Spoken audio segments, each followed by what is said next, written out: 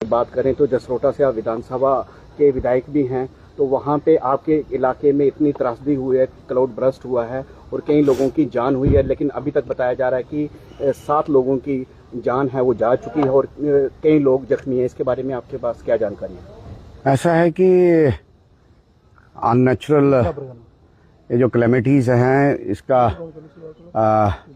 केवल नुकसान भुगतना पड़ता है। बड़ा अनफॉर्चुनेट इंसिडेंट हुआ है मेरी ही कॉन्स्टिट्यूंसी में, जुथाना में बहुत माली नुकसान भी हुआ है। लगभग जैसे आप कह रहे हैं, मेरे पास भी जो इन्फॉर्मेशन मैं सुबह से लगा हूँ कि इनका कोई अरेंजमेंट किया जाए, क्योंकि जो कनेक्टेड रोड है वो कनेक्टेड रोड तो कट गई है। तो सुबह से हम सिर्फ अब अवेटिंग है, तो वेदर क्लियरेंस अवेटेड है।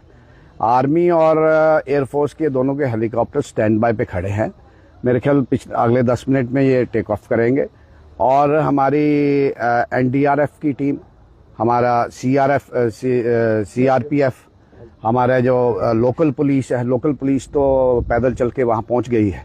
ब्रिगेडियर साहब और डीसी साहब भी ऑन द वे हैं, वो भी वहाँ पहुँच रहे हैं। और मेरी ऑनरेबल पीएमओ साहब के साथ भी मेरी बात हुई है, उन्होंने हेलीकॉप्टर का इंतज़ाम किया है। और उसके साथ साथ सीएम ऑफिस से भी मेरे को फ़ोन आया है, उनके साथ भी मैं टच में हूँ। जो लोकल और सिविल और पुलिस एडमिनिस्ट्रेशन, इनके साथ, क्योंकि हमारी फर्स्ट प्रायोरिटी अब ये है कि जो इंजर्ड हैं उनको कैसे निकाला जाए, क्योंकि और कोई माध्यम नहीं है, एयरलिफ्ट के अलावा कोई माध्यम नहीं है। एयरलिफ्ट का बंदोबस्त कर दिया गया है।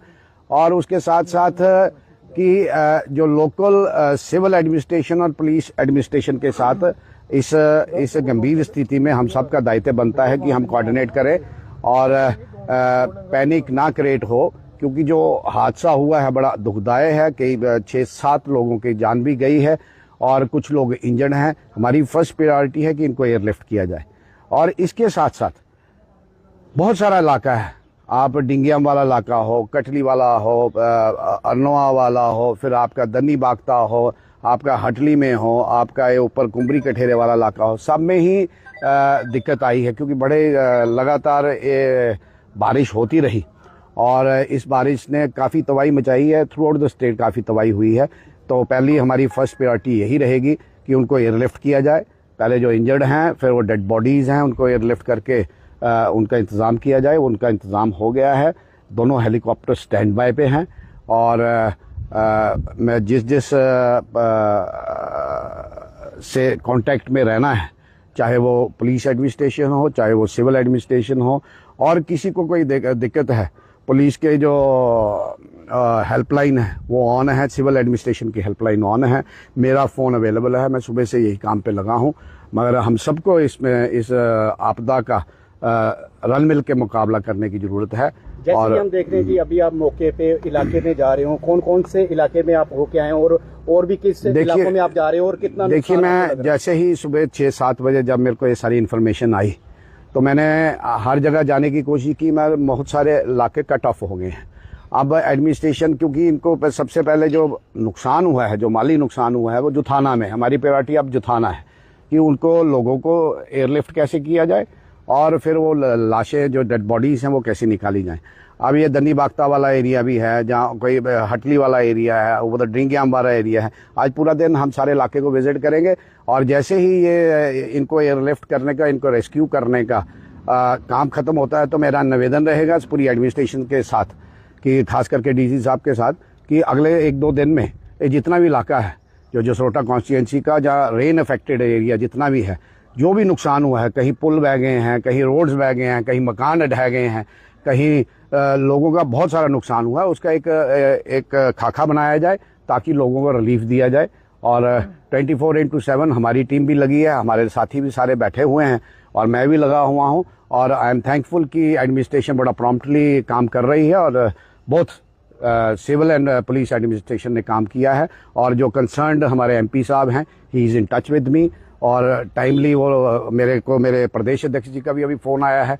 सीएम ऑफिस भी इन टच में है, पीएमओ ऑफिस भी टच में है, अपना जो एयरफोर्स और आर्मी वाले हैं, वो भी हम टच पे है। स्टैंड बाई पे 2 हेलीकॉप्टर खड़े हैं। With in 10 minutes I hope कि मेरे ये बाइट देते देते वो वहाँ पे लैंड करके क्या देखते हैं, काफी चौड़ा क्षेत्रफल है, काफी दूर इलाका आपका फैला हुआ है। मेजर रिलीफ जो फूड आइटम्स क्योंकि स्ट्रैंडेड है, बच्चे रात से परेशान है, उसके लिए क्या कुछ आपकी ये परेशानियां तो स्वाभाविक बात है कि जब ऐसी नेचुरल कैलेमिटीज होती हैं परेशानियां बनती हैं।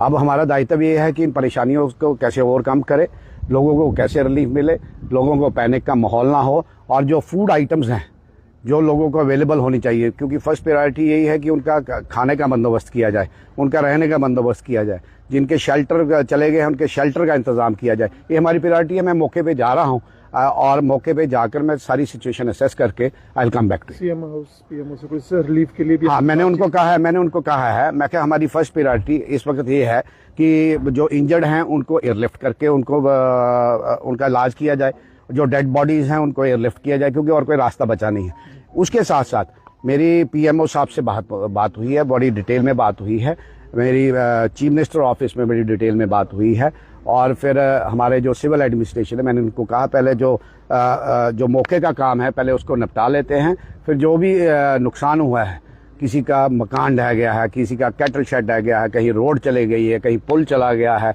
कहीं डंगे चले गए हैं, जो भी है उसके नुकसान को असेस करके उसकी असेसमेंट के बाद जो भी उचित काम होगा हम करेंगे। Thank you.